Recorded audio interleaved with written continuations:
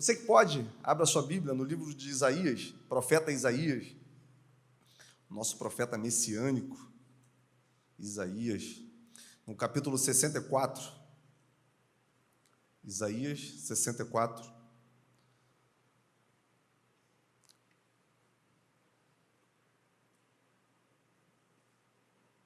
Nós leremos a partir do versículo 1. Amém? Amém. Se rompesse os céus e descesse, os montes tremeriam diante de ti, como quando o fogo acende os gravetos e faz a água ferver. Desce, para que os teus inimigos conheçam o teu nome e as nações tremam diante de ti. Pois quando fizestes coisas tremendas, coisas que não esperávamos, descestes e os montes tremeram diante de ti. Desde os tempos antigos, ninguém ouviu, nenhum ouvido percebeu, e olho nenhum viu outro Deus, além de ti, que trabalha para aqueles que nele esperam. Vem ajudar aqueles que praticam a justiça com alegria, que se lembram de ti nos teus caminhos, mas, prosseguindo nós em nossos pecados, tu te irás. Como então seremos salvos? Somos como impuro, todos nós. Todos os nossos atos de justiça são como os trapos de imundícia. Murchamos como folhas, e como o vento, as nossas iniquidades nos levam para longe. Não há ninguém que clame pelo teu nome, que se anime a apegar-se a ti, pois escondeste de nós o teu rosto, e nos deixaste parecer por causa das nossas iniquidades. Contudo, Senhor, tu és nosso Pai, nós somos o barro, tu és o oleiro, todos nós somos obras de tuas mãos. Não te ireis demais, ó Senhor. Não te lembres constantemente das nossas maldades. Olha para nós, somos o teu povo. As tuas cidades sagradas foram transformadas em deserto. Até Sião virou um deserto, e Jerusalém uma desolação. O nosso templo santo e glorioso, onde os nossos antepassados te louvavam, foi destruído pelo fogo, e tudo que nos era precioso está em ruínas. E depois disso, Senhor, o Senhor ainda irá se esconder, na minha tradução, ficarás calado e nos castigará? Amém, irmãos? Eu acredito muito naquilo que Deus tem feito nesse tempo. Por mais que os nossos olhos não percebam, e muitas vezes a gente não tenha uma visão clara do que Deus está fazendo, uma coisa eu tenho muita convicção: Deus está fazendo. A grande pergunta é se nós estamos engajados, se nós estamos diretamente ligados e com o nosso sentido espiritual apurado, para que a gente entenda que existe também o desejo no coração de Deus que a gente participe daquilo que Ele quer fazer. Podemos achar que nós vivemos de forma aleatória, que estamos inseridos nesse tempo, nessa igreja, que tudo isso aconteceu porque, de alguma forma, nós fomos empurrados para esse lugar. Mas, irmãos, eu acredito que as nossas atitudes, por mais errôneas que sejam, por mais que muitas vezes a gente olha aquilo que a gente está fazendo e percebe que nós nos tornamos realmente aquilo que nós repugnávamos, Deus pode pegar isso que nós nos tornamos e fazer com que a sua glória resplandeça nas nossas vidas.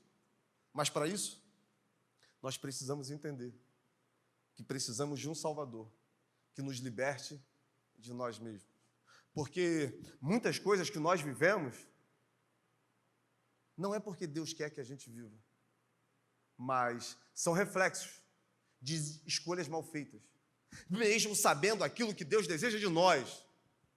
Porque o texto que eu li é uma oração de confissão, é uma oração de arrependimento, uma oração onde o profeta Isaías pede a intervenção de Deus na vida do povo, porque ele olha o cenário e o cenário é aterrorizante. Quantas vezes nós nos pegamos nessa mesma situação? Olhamos a nossa vida e ela está um caos. Olhamos aquilo que nos cerca e a gente não entende como ainda conseguimos ficar de pé. Olhamos para nossas escolhas e até nos envergonhamos daquilo que nós estamos fazendo. E como é doloroso saber que Deus, mesmo assim, ainda tem expectativas em nós. Que mesmo sabendo que nós faríamos isso tudo, Ele resolveu entregar seu único filho por amor a nós. Esse é o nosso Deus. Esse é o Deus que nós pregamos, esse é o Deus que nós vivemos, e é nele que nós nos movemos, como Paulo vai dizer. E esse é o Deus que te ama e que tem uma ideia muito clara sobre quem você é. E mesmo assim, ele não te define por isso, mas deseja que você entenda que nas mãos dele você pode viver coisas sobrenaturais. E é por isso que eu vim aqui nessa noite, até de uma forma diferente. Normalmente a gente coloca um blazer, normalmente a gente coloca uma blusa de botão, e hoje eu vim porque eu quero te mostrar que Deus não chama pessoas prontas, que Deus não chama pessoas que no nosso olhar são merecedoras de fazer algo por Ele, não.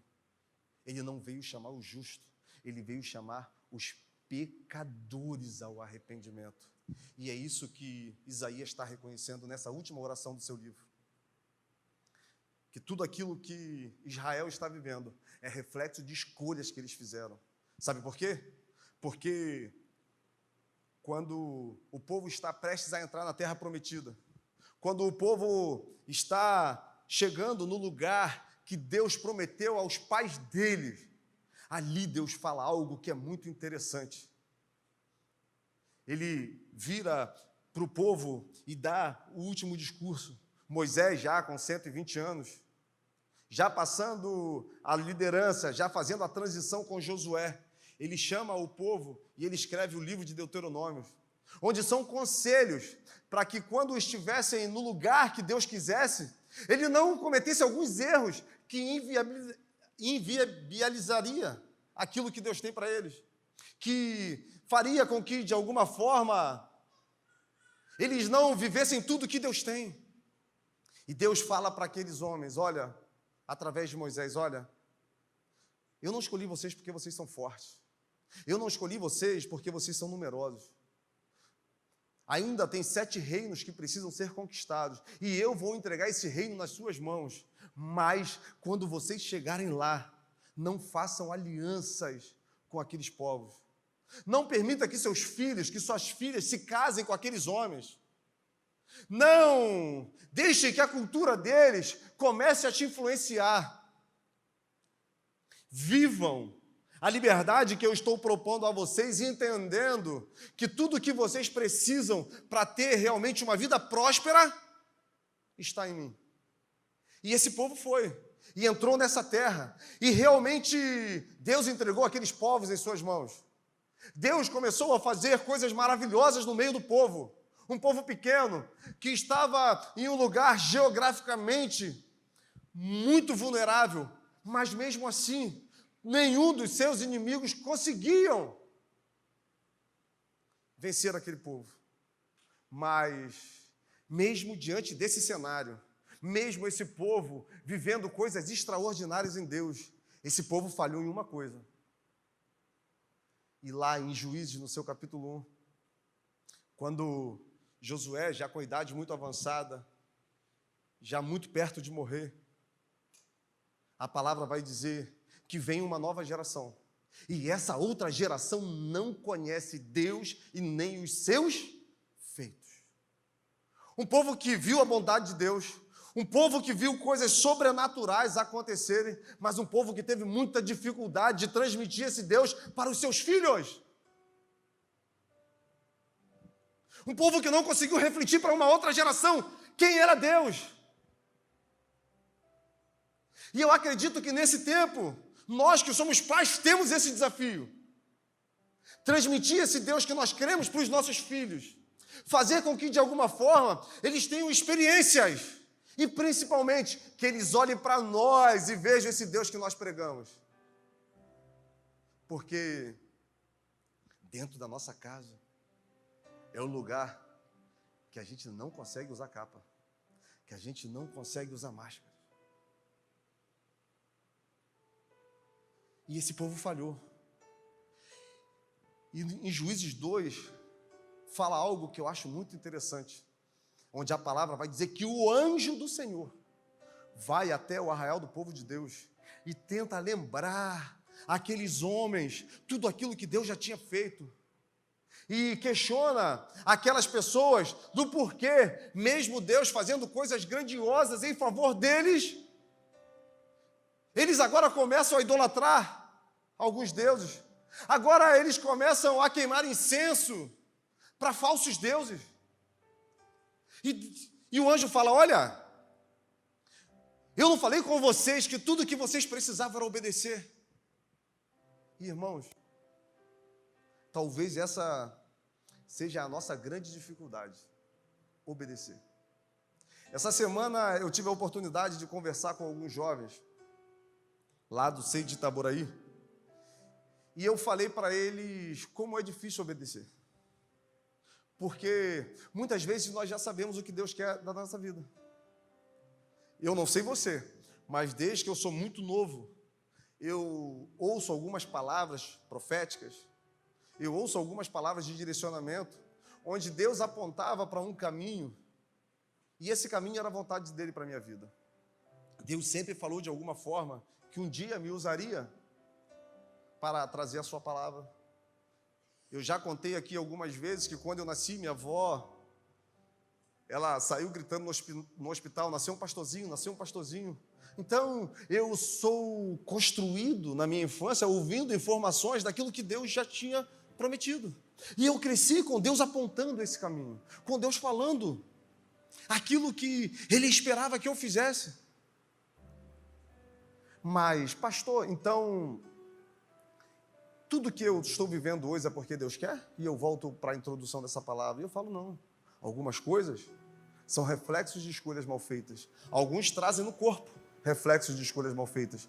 Outros trazem na alma, no coração, em lugares que ninguém consegue ver e nem acessar. E escondem dores, escondem traumas, decepções, amarguras. E tentam de alguma forma camuflar e deixar no cantinho lá para que ninguém mexa. Mas eu acredito que o Espírito Santo de Deus está querendo te proporcionar uma liberdade que você nunca viveu nele. Porque a única pessoa que consegue ter acesso a esse lugar é o Espírito Santo. E quando ele toca, quando ele vai nesses lugares, ele traz cura, traz restauração. E a partir daquilo que ele fez em nós, agora ele vai fazer através de nós. E é essa igreja que Deus está chamando para esse tempo.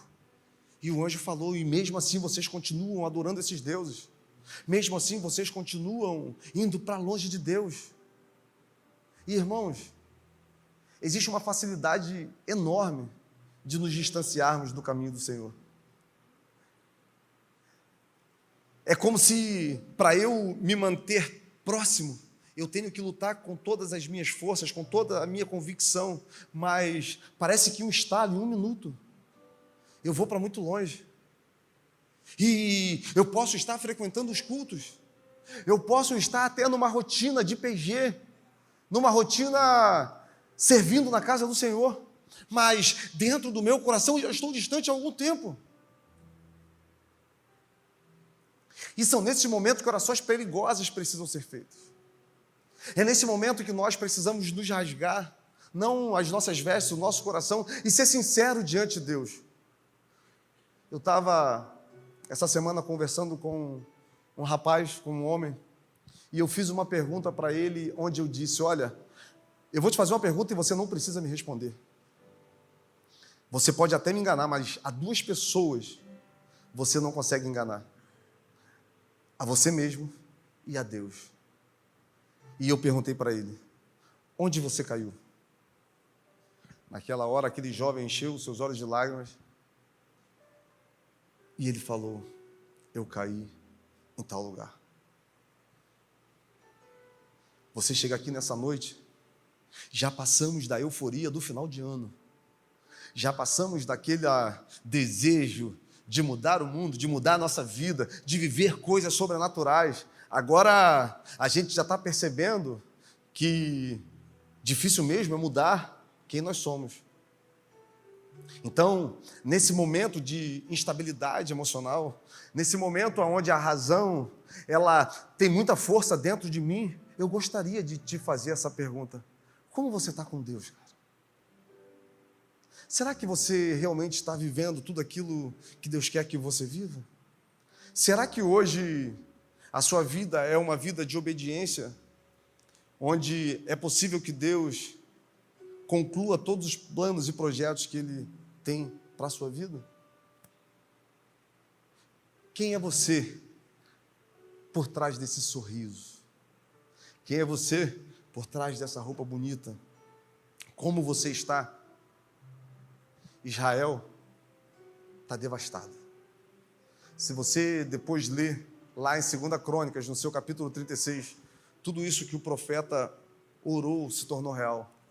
Porque Isaías teve uma visão profética daquilo que aconteceria com Israel quando os caldeus invadissem aquela terra.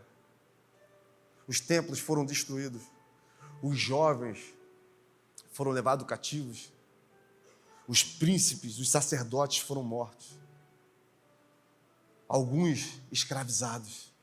Os palácios queimados. Os muros destruídos. Um cenário realmente destruidor. Mas Deus nunca resiste a um coração contrito e a um espírito quebrantado.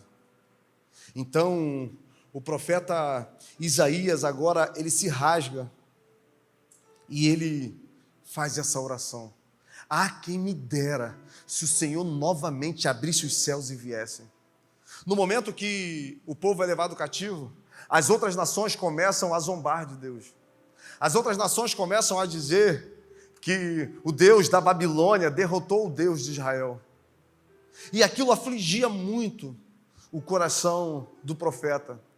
Ele ouvia aquelas pessoas zombando daquilo que Deus é, e ele se enfurecia, porque ele sabia quem era Deus.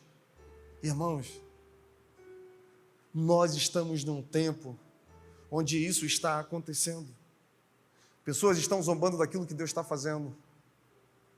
Pessoas estão ridicularizando a palavra de Deus. Quem é Deus? E nós estamos totalmente passivos a tudo isso que está acontecendo. Porque a gente ainda não consegue correlacionar esse reino que é eterno com a nossa vida. A gente ainda não consegue, de alguma forma, olhar como Davi olhou, Golias zombando do povo de Deus e falar: quem é esse incircunciso para zombar do exército de Deus vivo? Hoje eu vou contra ele, Deus vai entregar ele nas minhas mãos. E o profeta diz: se o Senhor vier novamente, os montes vão tremer e esse povo vai saber quem é você. Nós estamos vivendo em um tempo onde é muito romanceado a questão do avivamento. Avivamento é uma manifestação da graça de Deus, onde a realidade local, a realidade regional, ela é transformada. Avivamento, ele vem nas nossas vidas quando todas as barreiras, elas são lançadas por terra e o Espírito Santo de Deus fica livre para agir da forma que Ele quiser. Mas essa epifania, essa graciosa manifestação, ela tem que ser um desejo nos nossos corações todos os dias. A gente tem que queimar com o desejo que Deus se manifeste e faça alguma coisa através de nós. A gente tem que orar e entrar nesse lugar guerreando, pedindo: Deus, faz outra vez na minha vida, porque desde a antiguidade ainda não se viu, com o ouvido não se ouviu, um Deus que trabalha em favor daqueles que nele esperam. Lembra, Senhor, tudo aquilo que você já fez por nós. Olha tudo que Deus já fez por você. Olha a sua vida como era antes de receber esse Deus que mudou a sua história. Olha os caminhos que você escolhia. E olha o que Ele fez com você. Eu tenho certeza que se eu abrisse aqui para essa plateia, muitos contariam milagres, coisas sobrenaturais que Deus fez. Muitos iriam falar de livramentos poderosos. Outros iriam falar de uma guinada financeira que até hoje elas não entendem. Alguns iriam falar de milagres na área da saúde, na área familiar. Olha quantas coisas Deus já fez. Esse povo tinha visto o mar se abrir. Esse povo tinha visto o exército ser engolido pelas águas. Esse povo tinha visto coisas realmente extraordinárias. E é isso que Isaías está falando com Deus. Faz notório o seu nome outras vezes. Faz outra vez nesse tempo, para que todos vejam a tua glória. Faz outra vez na minha vida, Pai, para que todos olhem e fiquem confundidos com Deus que transforma realidade. O coração de Deus queima, querendo manifestar o seu poder e a sua graça aqui na terra. O que falta é essa conexão do nosso coração queimar também para que Ele faça através de nós. Paulo vai dizer lá em 1 Coríntios que Ele é poderoso para fazer muito mais do que nós pedimos, pensamos ou imaginamos. Isso nós também sabemos, mas o que realmente importa é o quanto nós estamos dispostos a renunciar para que Ele faça através de nós. Para que Ele olhe para Glautinho e veja aquele homem. Para que Ele olhe para Fabi, para Flávio, para você, cara. E fale, cara, agora é com o Arquimedes, porque o coração dele queima pela minha presença. Só que o povo não entendia isso. E Deus mandou então juízes. Deus levanta Otiniel. E Otiniel, ele derruba os postes, os altares que foram feitos a outros deuses. O povo vive 40 anos de muita paz, até que a palavra vai dizer que novamente o povo faz aquilo que é mal aos olhos do Senhor. Deus então levanta Eude, rei dos Moabitas, e a palavra vai dizer que era um rei muito gordo. Já há 18 anos, Israel sendo aprisionada, e Eude resolve fazer alguma coisa.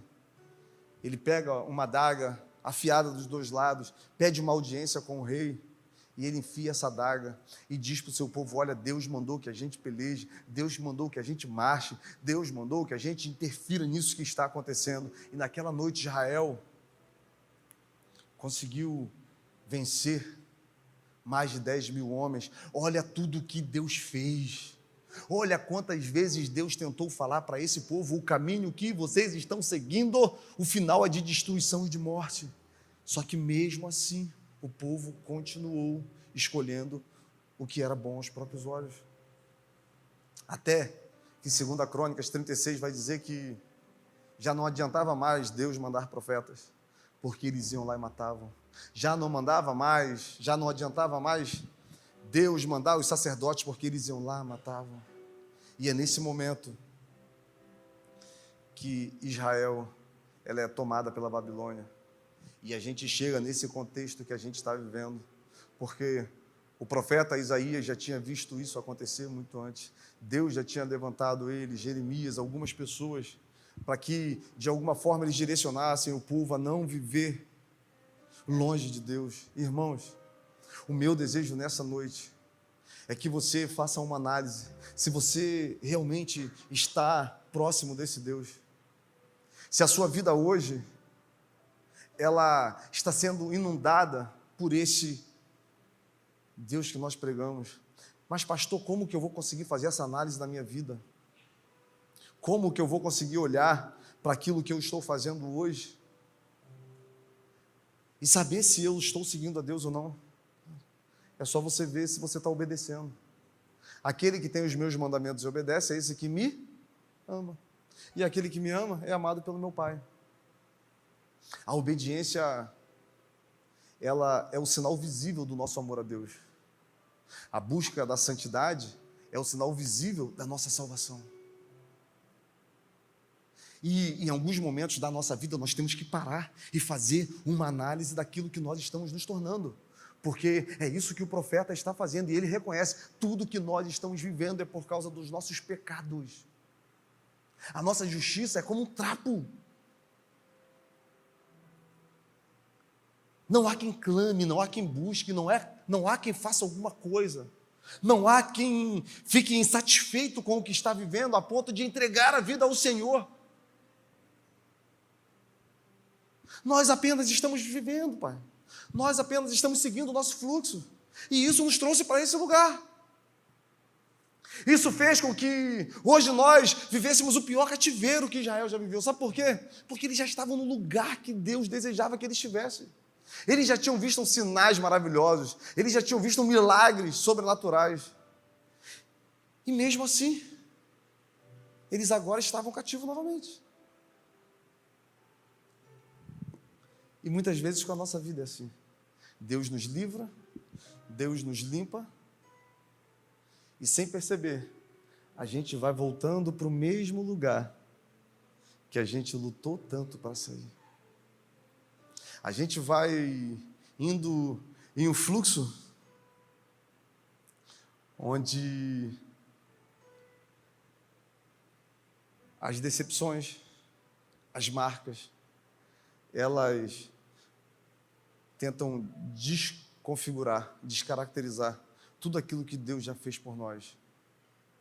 Mas, nessa noite, Deus te trouxe aqui para te dizer que ainda que os seus pecados, ainda que os meus pecados sejam vermelhos como a escarlate, Ele tem o poder para transformar e nos tornar branco como a lã. É uma palavra provocativa. É uma palavra que Deus deseja nos tirar da nossa zona de conforto e fazer uma análise daquilo que nós estamos vivendo, assim como o profeta fez. Porque nós temos um Deus que é sempre pronto para perdoar. Nós temos um Deus que Ele está sempre de braços abertos quando realmente nós conseguimos entrar nesse lugar com o nosso coração quebrantado, com o nosso coração desejoso, para que Ele faça o seu querer e a sua vontade em nós, para que a partir daí Ele comece a transformar a nossa realidade. E esse é o desejo de Deus para as nossas vidas. É que a gente entenda que os céus esperam que a gente levante e faça alguma coisa. É que a gente entenda que a terra tem expectativa, esperando a manifestação dos verdadeiros filhos de Deus. Ah, pastor, mas eu não sei qual é a minha vocação, eu não sei o que Deus quer que eu faça. E Jesus mandou a gente ir por todo mundo, fazendo o quê? Compartilhando as boas novas. Jesus mandou que a gente falasse daquilo que nós estamos vendo, daquilo que nós estamos ouvindo, para que essa verdade ela não fique parada em nós, e a gente comece a gerar vida na vida de pessoas. Ah, mas um dia eu me decepcionei, um dia eu me machuquei, um dia isso foi muito verdade, mas eu fui tão ferido que hoje eu prefiro ficar sentado no meu lugar. Não foi para isso que Deus te chamou. Eu lembro que quando eu cheguei no CEI de Cabo Frio, eu tinha uma ideia em mente. Eu não vou mais me envolver. Eu vou à igreja. Já tinha passado por uma outra denominação, já tinha me ferido muito, me machucado. E eu lembro que eu ficava lá no finalzinho da igreja, eu sentava lá no último banco. Mas era de uma forma intencional, é porque realmente eu queria ficar no final. E à medida que as coisas foram acontecendo, à medida que as palavras foram penetrando no meu coração, eu fui, de forma gradativa, pulando as cadeiras. Eu fiquei 6 anos parado. Ajudando em célula, largava a célula, ia para outro lugar, saía 6 anos. Até que eu entendi que a minha decepção não me define. Até que o Espírito Santo soprou no meu coração, que o meu coração nunca esteve nele. Que o problema de eu estar, o motivo de eu estar daquele jeito é porque eu estava mais apegado a pessoas do que ao Espírito Santo. A minha relação passava por alguém, a minha relação não era diretamente com ele, ele não era o meu amigo. Nesse momento eu comecei a perder realmente as minhas estruturas. Quando entendi que eu canalizei minha fé em pessoas e não na pessoa que pode transformar, na pessoa que pode restaurar. na pessoa que pode fazer tudo novo. E aí a gente começa uma construção, primeiro do homem e depois do ministério.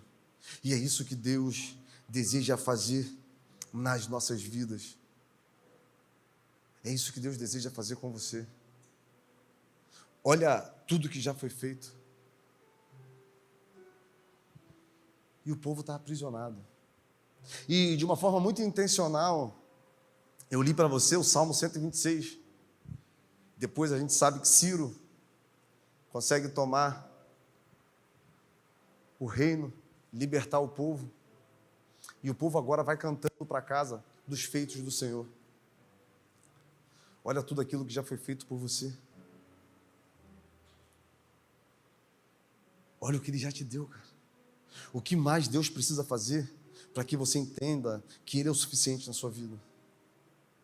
O que mais Ele precisa provar para que você resolva mergulhar nessa verdade de verdade?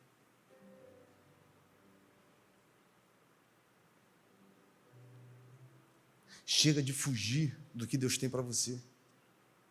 Chega de se esconder. Chega de ficar lambendo as suas feridas e não permitindo que o novo de Deus venha na sua vida e que agora você faça tudo diferente. Ah, mas se eu me magoar de novo, se eu me machucar, se for tudo errado, você começa de novo, mas começa sempre com Deus, começa sempre com a intenção certa, com o desejo de obedecer, com o desejo de manifestar esse reino na vida de pessoas, porque Isaías faz essa oração no capítulo 64, e no capítulo 65 Deus responde a ele e diz: olha, os meus ouvidos estiveram abertos, mas ninguém me clamou, ninguém me procurou, os meus olhos estavam sobre a terra procurando alguém, mas não tinha um justo. Vocês viraram as costas para mim. Você consegue sentir um pouquinho daquilo que Deus está sentindo?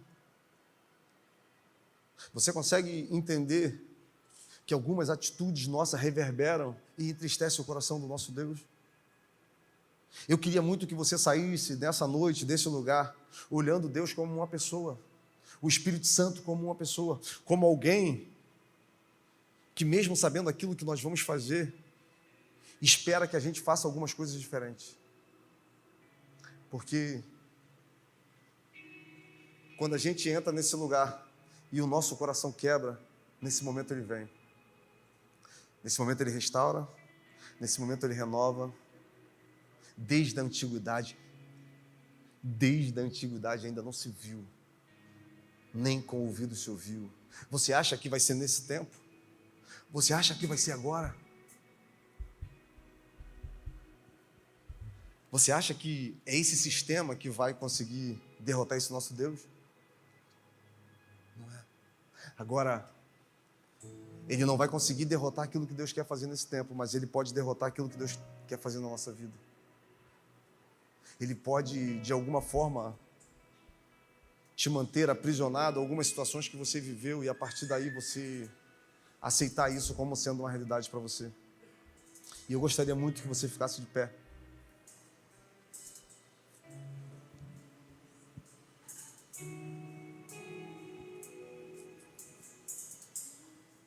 Que você fechasse seus olhos.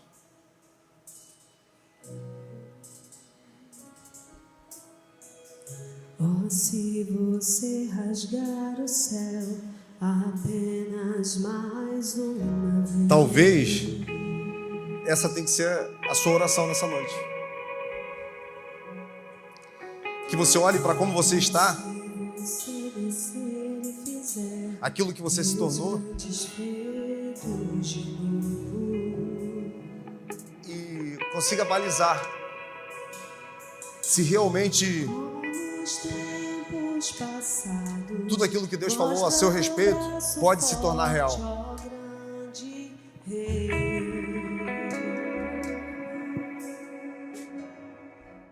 Muitas vezes nós olhamos para aquilo que nós estamos vivendo e nos esquecemos realmente de quem é o nosso Deus. Olhamos para algumas coisas que nos aprisionam e de alguma forma nós ficamos temerosos. Nós aceitamos essa realidade porque não acreditamos que possa existir uma transformação. Há um tempo atrás, nós tivemos a oportunidade de viajar. A viagem que inicialmente seria para Israel não foi, nós fomos no Egito. E eu lembro que o guia a todo momento estava falando sobre a glória do Egito, sobre aquilo que Egito era na sua área da tecnologia, sobre as suas conquistas. E chegou o momento que nós fomos nos museus das múmias, onde estão todos esses homens que buscavam para si o título de Deus. Até o momento que nós passamos por Ramsés, o irmão de Moisés, e ele estava lá morto. Naquele momento veio na minha mente uma coisa que foi muito poderosa quando eu pensei: esse homem que buscava para si a glória, conquistava, queria a eternidade, está confinado dentro de uma caixa. Pessoas olham e serve apenas para registrar que um dia ele se levantou contra o exército do Deus vivo. Um dia ele tentou interferir naquilo que Deus tinha para o seu povo, e hoje ele está aqui. No livro de 1 Samuel, no seu capítulo 5, a arca do Senhor, ela é levada pelos filisteus. E a palavra vai dizer que eles colocam no santuário do deus Dagon, metade peixe, metade homem. Eles acreditavam que Dagon era aquele que julgava as pessoas depois de morto. Eles achavam que Dagon era aquele que fazia as plantas crescerem. E eles então colocam a arca da aliança aos pés de Dagon. E a palavra vai dizer que eles foram dormir. Mas quando os sacerdotes de Dagon acordam, que vão até o santuário, essa estátua está quebrada, de bruços, com as duas mãos prostradas diante da arca de aliança de Deus. O que eu estou querendo te mostrar, que não há nada que possa resistir à força do nosso Deus. Então, pastor, o que eu preciso fazer é se rasgar diante dele, cara. Tudo isso foi falado para você entender que você precisa tirar essas capas, as suas armaduras, que você precisa abrir mão de algumas convicções e entender que precisa de Deus na sua vida. Precisamos de Deus nas nossas decisões. Precisamos de Deus na nossa casa. Nós tiramos Deus da escola dos nossos filhos. Nós tiramos Deus da nossa casa. Nós tiramos Deus do nosso ambiente profissional. E mesmo assim a gente continua agindo como se a nossa vida fosse devota a Ele. Israel precisou de um grande inimigo para eles entrarem em um lugar de dependência. Hoje, você pode usar esse problema que você está vivendo. Você pode usar essa guerra que você está envolvido para, nesse lugar, você mostrar a sua dependência a Deus. Ah, pastor, mas você não vai me entender. Eu estou pregando sobre um Deus que renova todas as coisas. Eu estou pregando sobre um Deus que foi a um lugar que eu nunca imaginava, dentro de uma boate, totalmente embriagado. Eu já falei isso aqui algumas vezes. Dentro de um banheiro eu ouvi uma voz: eu renovo todas as coisas. E que essa voz ecoe na sua mente que Deus pode mudar a sua história. Ele interviu na história de Israel. Isaías queria que Deus rompesse o céu naquele momento, naquele tempo, e fizesse segundo aquilo que ele queria. E ele fez. Só que os anos passaram e de repente já não é mais sobre um Deus rompendo o céu. É sobre um Deus vindo à terra para resgatar a humanidade que estava caída. É sobre um Deus que resolveu abrir mão da sua glória e, semelhante ao homem, ser obediente até a morte, e morte de cruz. Até Jesus foi obediente. e nós queremos levar a vida do nosso jeito. Nós queremos nos suprir com aquilo que nós acreditamos que vai satisfazer a nossa alma. Ei, há caminhos que aos homens parece bom, mas no final é de destruição e é de morte. Uma palavra dura, provocativa, mas com o desejo de revelar o amor de Deus para você, com o desejo que você saia daqui entendendo que Deus tem muita expectativa naquilo que você pode fazer nesse tempo. Que Deus olha para você e vê um grande ganhador de almas, um grande propagador daquilo que Ele fez. Afinal, Ele te chamou de sal, Ele te chamou de luz. Mas o sal, quando não serve, pastor, só serve para ser pisado. E hoje eu estou sendo pisado. Não importa o buraco mais fundo que você esteja. Se você olhar para o céu e fazer uma oração sincera, Ele vem. Ele se manifesta e Ele faz nova todas as coisas. E mais uma vez eu quero te convidar a fechar os seus olhos. Todo mundo com os olhos fechados. E você que deseja fazer essa oração nessa noite, eu só queria que você erguesse uma de suas mãos aonde você está. Você que nessa noite, amém, deseja entrar nesse lugar de dependência, de sinceridade com Deus, eu queria realmente que você se expusesse diante de Deus agora, não é diante dos homens. Fala: Deus, eu estou aqui, a minha vida estava errada até agora, eu preciso realmente da sua interferência, eu preciso de alguém que me livre de mim mesmo. Amém. Ah, Deus, o Senhor está vendo essas mãos erguidas. O Senhor é aquele que colhe as lágrimas. Descortina esse evangelho para nós, Pai, para que nós não sejamos iludidos, achando que estamos vivendo a sua vontade, mas caminhando, Deus, para uma eternidade sem Ti. Envolve nosso coração, nos fere com feridas que nos aproximem de Ti. Ah, Pai, gloriosa são as tempestades que permitem que o Senhor venha sobre as águas. Ah, Pai, grandiosos são os terremotos que nos tiram o chão e a única alternativa agora é pisar na rocha. Pessoas estão com as mãos erguidas, Deus, reconhecendo que precisam da sua manifestação nas suas vidas, que se tornaram aquilo que tanto repugnavam, que o coração está calcificado e hoje não vê mais possibilidade de viver realmente o que o Senhor tem. Mas nós pregamos um Deus que renova todas as coisas. Que esses homens e mulheres nessa noite recebam um toque sobrenatural do Teu Espírito Santo. Assim como o Senhor fez com Jeremias, coloca um fogo nos nossos corações.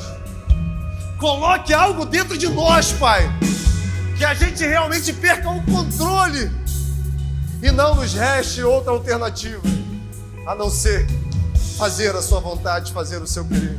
Restaura aqueles que estão caídos, liberta os que estão cativos, mas não permita, Pai, que a gente viva mais um minuto longe do Teu querer, longe da Tua vontade, longe dos Seus projetos para nós. Nós desejamos viver tudo que o Senhor tem para nós. Nos leve para nossa casa, debaixo dessa palavra, com ela queimando em nosso coração. Ah, Pai, se for preciso, continue ministrando, que o Teu Espírito continue falando, que a gente fique, Pai, ruminando essa palavra até ela produzir alguma coisa dentro de nós. Nos leve na Sua santa paz. Nos dê, Pai, um período agora de carnaval abençoado na Tua presença. Nós queremos, em nome de Jesus, te pedir que o anjo da morte seja detido na nossa cidade. Nós queremos te pedir, Pai, que o Teu Espírito Santo invada todos os cantos de Cabo Frio.